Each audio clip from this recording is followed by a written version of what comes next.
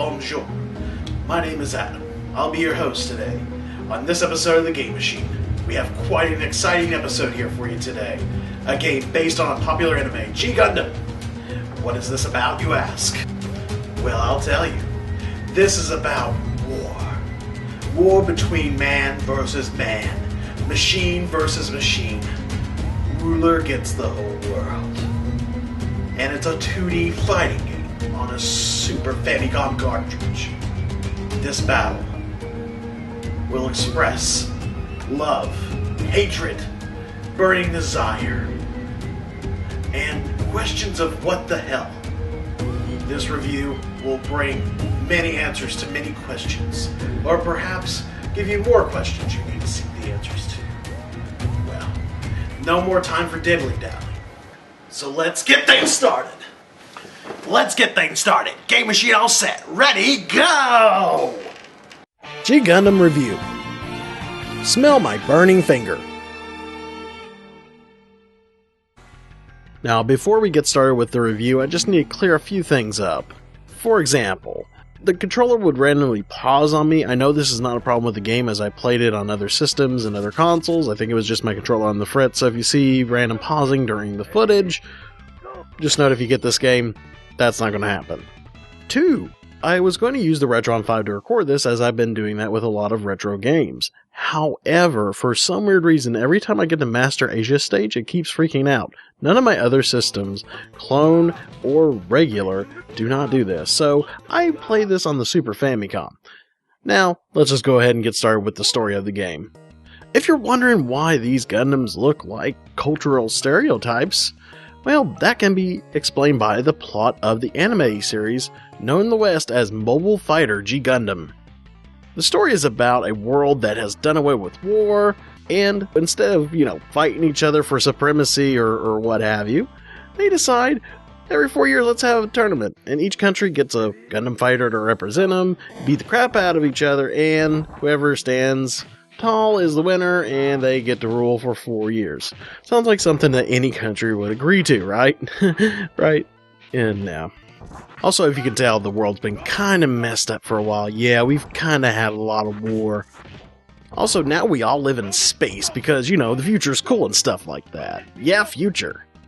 The main protagonist of the series is known as Domon Kashu. He is a fighter from Neo Japan. Yes, it is one of those things where you add Neo in front of everything because why the heck wouldn't you?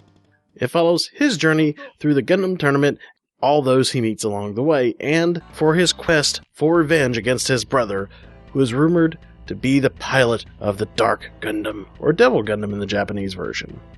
Also, the thing about Japan is that they're really bad about using stereotypes, as you can see with some of these Gundams here. They just don't understand. So, how does all this fit into the context of the game? Not really too much. The story mode is just a basic kind of arcade mode with random banter between characters, though if you don't care about the plot you can make up your own because it's all in Japanese and I can't read it. Like for example, Chibbity Crockett. He's the pilot of the Maxter Gundam, and he is an American badass boxer. As I'm playing the story, I like to pretend that his cause is to go around and fill all those who face him with a fist full of freedom, baby. There isn't really much of a story here. If you're a fan of the show, you know what's going on. Or, if you've never seen the show, then you just want to fill somebody up with the power of America. Yeah, baby! You will taste my fist of American pie, justice, baseball, and reality TV. Yeah! Speaking of knockouts, the game's graphics look pretty good. Character sprites are 16-bit representations of the Gundams and the other characters from the show. Another cool thing to note is that the characters you fight will get battle damage as you play, which is really neat for a game of its time. The background environments are also places from the show, and where most of the main battles take place. Not to mention they are really well done and faithful 16-bit versions of these locations. Not only that, they do have some variation to them. For example, you may be fighting at night, or in the morning, or late in the evening.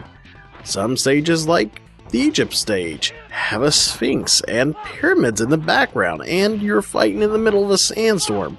Little touches like that make this game look great and are a visual treat for those who are fans of the series. Look, the Eiffel Tower could use some Viagra. Uh-oh, somebody's croissant go whoop. Speaking of things that go limp, this game's soundtrack is pretty mediocre at best. The only thing that really caught my attention was the intro song and the song that played in cutscenes between different rounds. Those were kinda catchy, but none of them are really worth writing home about. Though the voice clips that were used were really well done, and they come in nice and clear. The presentation of G Gundam is like a pretty songbird with laryngitis. Sure, it looks pretty, and you want to give it some old bread, because, birds love bread, they don't care how old or how fresh it is. But when you hear it sing, you can't help but feel sorry for it. You want to give it all your bread, because you feel really, really sorry for it, and really, really bad for the little guy. Give him all your bread. Don't be a jerk. He needs it. Before the tournament, you must choose your fighter. Each Gundam plays as it would in the series. Most of the Gundams in this series use real fighting styles, unlike Neo Holland's Gundam. What? What could Neo Holland's Gundam look like? I'll show you! Take this! Nether Typhoon!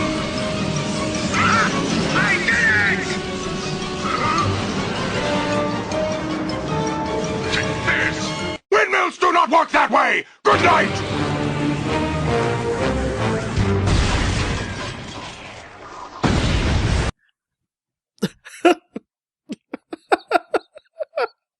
Are you serious right now? That giant windmill looking thing. Oh, I'm sorry. I shouldn't laugh. I mean, you could say it kind of blows for. It blows because it's a windmill. I'm sorry. Anyways, back to the game review. G Gundam is a basic 2D fighter with special moves, a la Street Fighter. One of those wannabes from the 90s, because everybody wanted to be Street Fighter. Everybody. Even you wanted to be Street Fighter. Don't lie. The game itself isn't really bad, per se, or has any real major issues. I just find it to be just a, okay game. There's no real issues as far as executing moves most of the time, unless you have a crappy controller like I do. But it does have some things going on, like you can use the L and R buttons to dash across the screen, and Gundam showing battle damage as you fight, which is a really cool thing. But this game just feels slow. The problems with the game is that it feels kind of stiff, sluggish, and special moves don't really do much damage, especially some of the characters' moves overall are just weak. I mean, look at Shining Gundam's kicks. Yeah, I mean, it would work real well if you're trying to nudge them with your knee.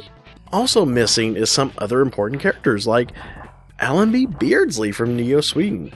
She pretty much pilots a mech that is Robo Sailor Moon.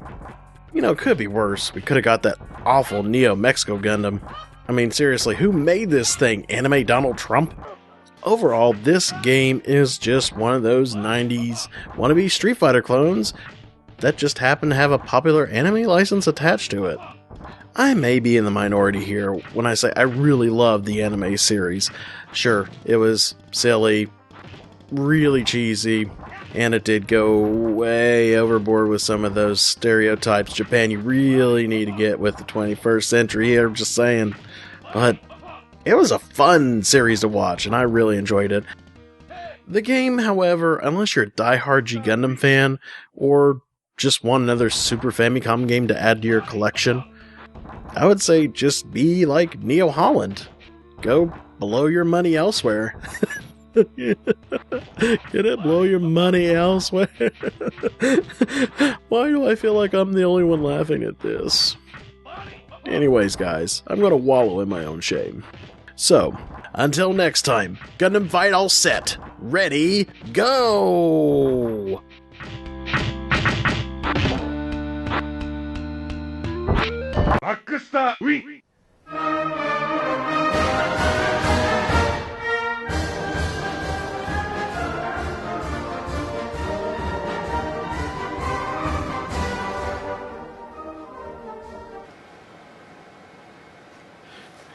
Nailed that.